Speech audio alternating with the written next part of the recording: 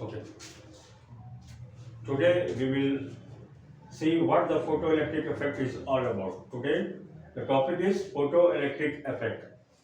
Okay. Photoelectric effect को mister Einstein ने explain किया for which he was awarded by Nobel prize. Okay. Photo electric effect को discover किया mister Hertz ने. Photo electric effect में बहुत लोगों ने काम किया लेकिन किसी को 100% कामयाबी नहीं मिली. हर्ज ने उस फ्रीक्वेंसी को कैलकुलेट किया जिस फ्रीक्वेंसी पर फोटो इलेक्ट्रिक इफेक्ट निकेल में सबसे पहली दफा हुआ था. That's why the discovery of photo electric effect completely goes to Hertz. Therefore photoelectric effect, we will learn that photoelectric effect was discovered by Hertz, but he was completely unable to explain how the hell this photoelectric effect is going to work or happens. Okay. Photoelectric effect was explained by Mr. Einstein using his E बराबर mc square, that is theory of relativity, for which he was awarded by Nobel Prize in 1905. Okay. Photo electric effect define करते हैं कि जब कोई electromagnetic radiation जैसे कि x ray, okay, जैसे कि कोई इलेक्ट्रोमैग्नेटिक रेडिएशन लाइक एक्सरे किसी क्लीन मेटालिक सरफेस पर इंसिडेंट होता है. जब कोई इलेक्ट्रोमैग्नेटिक रेडिएशन किसी clean metallic surface means free from all types of impurities. Okay. जब किसी क्लीन मेटालिक सरफेस पर कोई electromagnetic radiation that is like x-ray incident होता है, तब अगर एक या एक से ज्यादा इलेक्ट्रॉन मेटल के सरफेस से अगर एमिट हो जाता है या इजेक्ट हो जाता है, then this phenomenon is called photo electric emission और फोटो इलेक्ट्रिक इफेक्ट. ओके.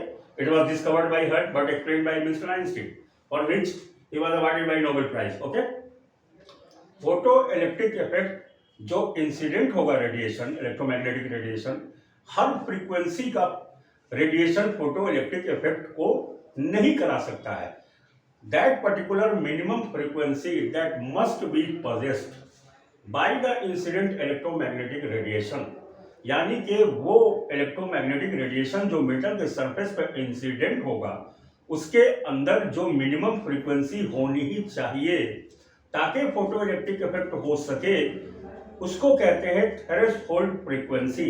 और आप हम जानते हैं, पहले पढ़ा चुके हैं हम कि प्लैंक्स क्वांटम थ्योरी में हमने कहा था कि energy is always directly proportional to its frequency.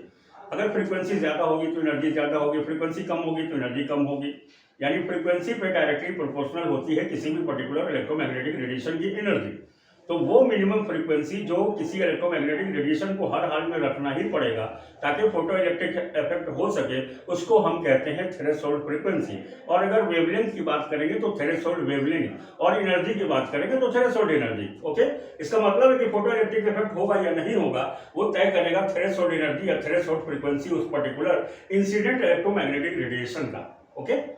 अब अगर इंसिडेंट इलेक्ट्रोमैग्नेटिक रेडिएशन में जो मेटल के सरफेस पे इंसिडेंट होगा, अगर उसके अंदर थ्रेशोल्ड एनर्जी से कम एनर्जी होगी, then there would be no photo electric effect. और अगर बराबर इक्विवेलेंट एनर्जी होगी, जितनी एनर्जी होनी चाहिए इंसिडेंट रेडिएशन में थ्रेशोल्ड एनर्जी के बराबर अगर एनर्जी है तो फोटो इलेक्ट्रिक इफेक्ट होगा. और काइनेटिक एनर्जी जो इजेक्टेड इलेक्ट्रॉन या एमिटेड इलेक्ट्रॉन के साथ जो हिस्सा बनेगा, इम्पैक्ट होगा, वो जीरो होगा, जिसको हम जीरो फोटो करंट कहेंगे.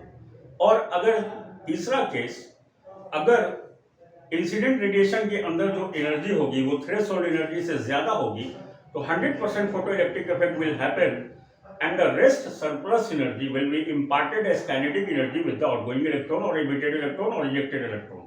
अगर इंसिडेंट रेडिएशन में एनर्जी थ्रेशोल्ड एनर्जी से कम होगी then there would be no photo electric effect. Is that clear?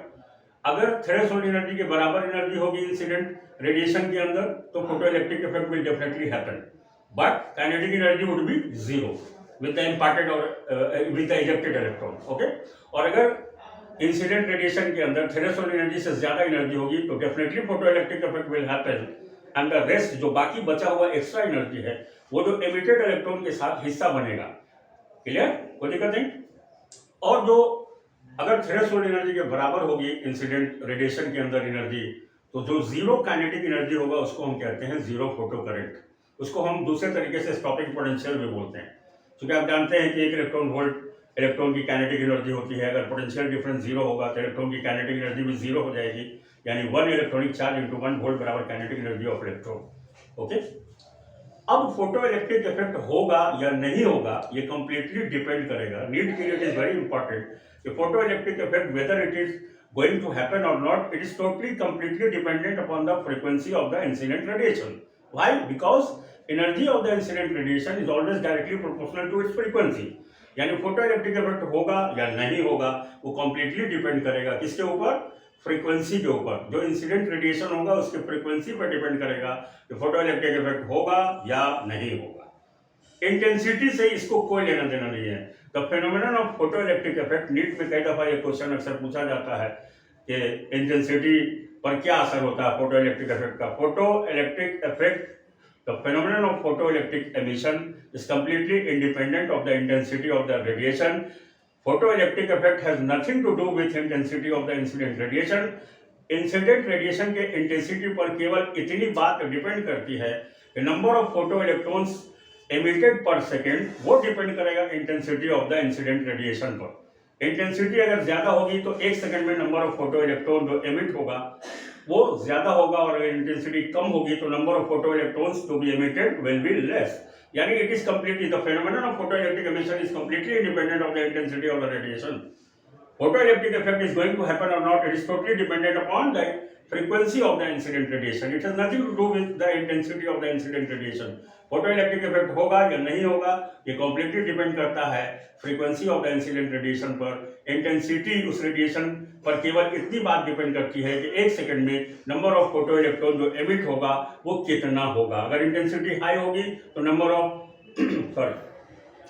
Of photo electron जो एमिट होगा 1 सेकंड में, अगर इंटेंसिटी ज्यादा होगी तो ज्यादा होगा, इंटेंसिटी कम होगी तो कम होगी। और इस पर्टिकुलर फिनोमेनन में, फोटो इलेक्ट्रिक एमिशन में, जो इलेक्ट्रॉन एमिट होता है थ्रेशोल्ड एनर्जी से ज्यादा एनर्जी या थ्रेशोल्ड एनर्जी के इक्विवेलेंट एनर्जी रखने वाला इंसिडेंट रेडिएशन के चलते उस इमिटेड इलेक्ट्रॉन को या इजेक्टेड इलेक्ट्रॉन को हम लोग फोटो इलेक्ट्रॉन कह के पुकारते हैं। क्यों कहते हैं? वो इसलिए कहते हैं कि आपको पता है कि इलेक्ट्रोमैग्नेटिक रेडिएशन के अंदर उसका एक जो स्मॉल पैकेट है, प्लैंक्स क्वांटम थ्योरी में हम लोगों ने पढ़ा था कि प्लैंक्स क्वांटम थ्योरी के अनुसार कोई भी इंसिडेंट रेडिएंट एनर्जी जो एमिट होगा या एब्जॉर्ब होगा वो हमेशा स्मॉल पैकेट्स में होगा। हर स्मॉल पैकेट ऑफ एनर्जी को हम क्वांटम कहेंगे, प्लूरल उसका क्वांटा है। और अगर वही पैकेट ऑफ एनर्जी बिलोंग करेगा लाइट एनर्जी से तो उसको हम फोटोन कहकर पुकारेंगे।